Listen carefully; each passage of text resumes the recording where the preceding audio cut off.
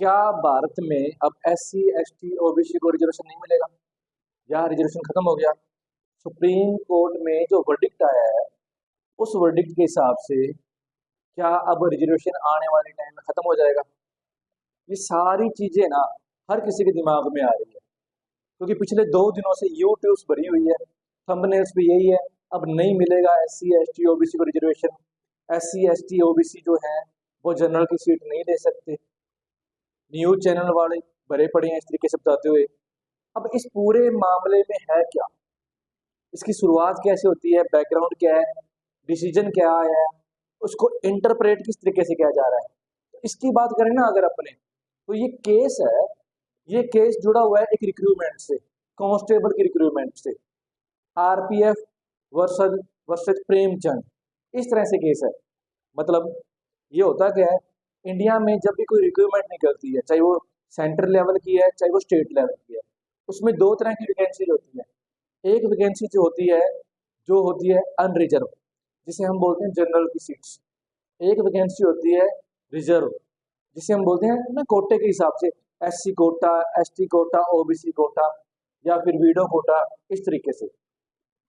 होता क्या है, इंडिया में जो हमें रिजर्वेशन दिया गया है ना, वो OBC को 27%, SC को 15%, ST को मिलता है 7.5%, 7.5%। इसके अलावा जनरल में EWS को 10% रिजर्वेशन और मिलता है।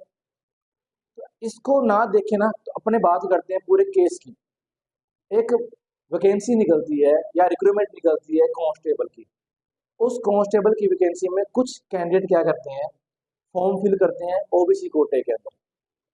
जब फॉर्म फिल करते हैं ना तो OBC कोटे में वो अपने लिए पहले रिजर्वेशन ले लेते हैं, यानी कि वो किसी ना किसी तरह का रिलैक्सेशन ले लेते हैं, चाहे वो रिलैक्सेशन एज का है, चाहे वो अटेम्प्ट का है, चाहे वो फीस का है, या अदर जो भी है फिटनेस वगैरह, वो क्या करते हैं, रिलैक्सेशन ले लेते हैं। एग्जाम होता है, एग्जाम होने के बाद रिजल्ट आता है। रिजल्ट में क्या होता है, OBC के लास्ट जो कैंडिडेट होता है जिसके मिनिमम मार्क्स आए होते हैं, यानी कि उन कैंडिडेट को छोड़ के जिन्होंने ये केस फाइल किया है, जिस OBC में लास्ट कैंडिडेट जो सफल होता है, जिसको सीट मिलती है, उनसे भी कम मार्क्स होते हैं इन कैंडिडेट के।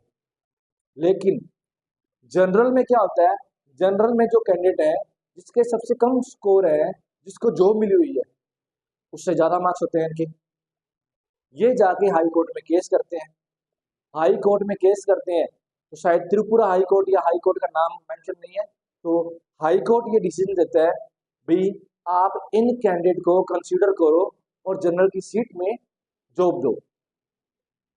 इसको आसान समझा जाए तो माना जाए 10 कैंडिडेट हैं, वो OBC में सिलेक्ट हुए हैं, 10वां कैंडिडेट है, मान लो उसके 80 मार्क्स आए हैं, लेकिन जो कैंडिडेट हैं जिन्होंने केस फाइल किया है उनके 80 मार्क्स से कम आए हैं, 75, 76, इस तरीके से उनके मार्क्स आए हैं। जनरल में क्या होता है, जनरल में जो लास्ट कैंडिडेट है उसके 72 मार्क्स आए हैं। अब इन कैंडिडेट के, जनरल वाले जो लास्ट कैंडिडेट है जिसकी जॉब मिल चुकी है, उससे ज़्यादा मार्क्स हैं। मेरिट में ये लड़के आ रहे हैं, लेकिन इनको वहाँ जॉब नहीं दी जा रही। स्पेशली जो रिक्रूटमेंट बॉडी है वो मना कर रही है भी हाँ, आपको जनरल में कंसीडर नहीं करेंगे। केस जाता हाई कोर्ट में, हाई कोर्ट इन लड़कों के पक्ष में फैसला सुनाता है, भाई आपको जॉब दी जाएगी, या वो रिक्रूटमेंट बॉडी या जो जिस एजेंसी या जिस डिपार्टमेंट की जॉब है उन्हें ये डिसीजन देता है भी आप इन बच्चों को कंसीडर करो जनरल की सीट में। वो जो बॉडी है या डिपार्टमेंट है वो जाता है supreme court, case supreme court में पहुंचता है। सुप्रीम कोर्ट में केस पहुंचता है तो दो जजेज, एक सूर्यकांत और जयामाला बोगची, ये दो जज होते हैं, ये फैसला सुनाते हैं भी जो ये कैंडिडेट है ना OBC वाले या जिन्होंने केस फाइल किया है, इन कैंडिडेट को जनरल में कंसीडर नहीं किया जाएगा। एक वर्डिक्ट आता है जिसको हिस्टोरिकल वर्डिक्ट बताया जाता है, उसमें स्पेशल मेंशन किया जाता है कोई भी कैंडिडेट और SC ST OBC या कोई भी अदर कैटेगरी जो एक स्पेशल कोटे के तहत रिलैक्सेशन ले लेता है, रिलैक्सेशन लेने पर उस कैंडिडेट को जॉब नहीं दी जाएगी। जज सूर्यकांत और जोयामाला बागची ये फैसला सुनाते हैं कि अगर कोई कैंडिडेट, चाहे वो एससी से है, एसटी से है, ओबीसी से है, अगर वो किसी रिलैक्सेशन ले लेता है किसी तरह की, एज की, अटेम्प्ट की, फीस की या किसी भी तरह की, तो वो कैंडिडेट जनरल की सीट के लिए एलिजिबल नहीं होगा, क्योंकि रूल में नोटिफाई नहीं किया गया इस चीज़ को।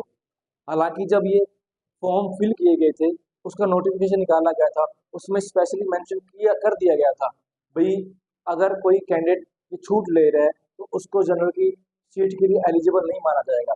और सुप्रीम कोर्ट इसी बेस पे फैसला सुना रही है।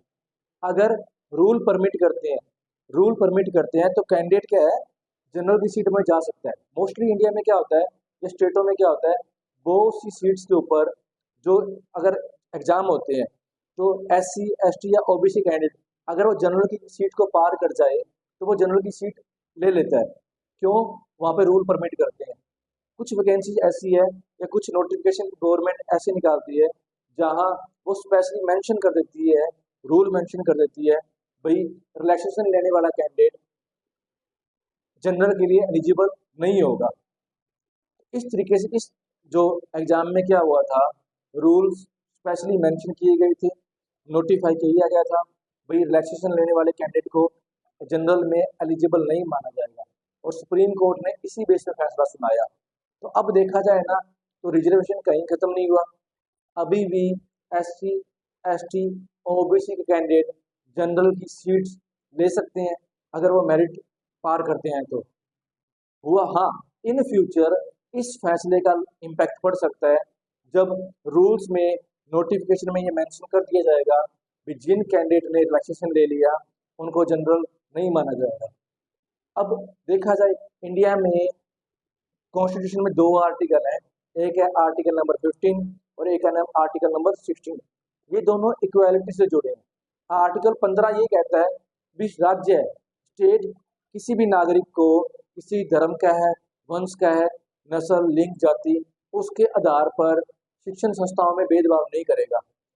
आर्टिकल 15 शिक्षण संस्थाओं से जुड़ा हुआ है, शिक्षा से जुड़ा है, और आर्टिकल 16 ये रोजगार से जुड़ा है सरकारी एग्जाम के अंदर। तो सुप्रीम कोर्ट ने जो कहा है ना, वो सिर्फ कुछ केसेस में है जहाँ पे रूल्स को नोटिफाई कर दिया जाता है कि हाँ, रिलैक्सेशन लेने के बाद कैंडिडेट को जनरल के लिए एलिजिबल नहीं माना जाएगा, उन्हें अपनी ही जो कैटेगरी है वहीं एग्ज़ाम लड़ना पड़ेगा, फाइट लड़नी पड़ेगी।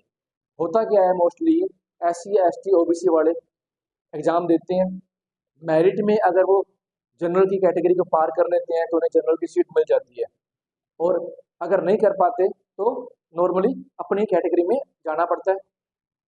इसके अलावा देखा जाए, जनरल की कैटेगरी वाला ओबीसी कैटेगरी से ओबीसी एससी एसटी या किसी भी जो रिजर्व कैटेगरी है वहाँ से अपना जो है एग्ज़ाम जो है सीट नहीं ले सकता, जॉब नहीं ले सकता, जबकि रिजर्व कैटेगरी वाला अनरिजर्व से जॉब ले सकता है।